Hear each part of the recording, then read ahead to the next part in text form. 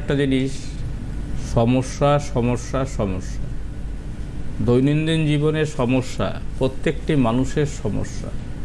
এই সমস্যা যতটা আপনি উপেক্ষা করে যতটা এগিয়ে যেতে পারবেন ততটাই কিন্তু আপনার মঙ্গল বা আপনি ভবিষ্যতে কিন্তু এস্টাবলিশড করতে পারবেন।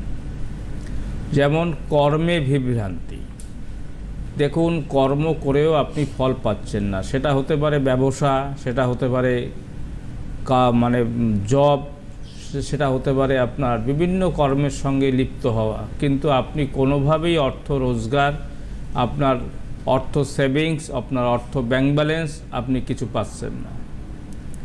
আপনি মাস গেলে নেট ফল জিরো।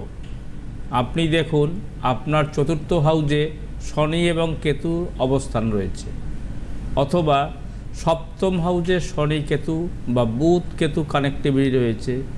ফলে আপনি সব ব্যবসা বলুন বা কর্মে বলুন বা অর্থ সেভিংস বলুন, আপনি আপনার হচ্ছে না।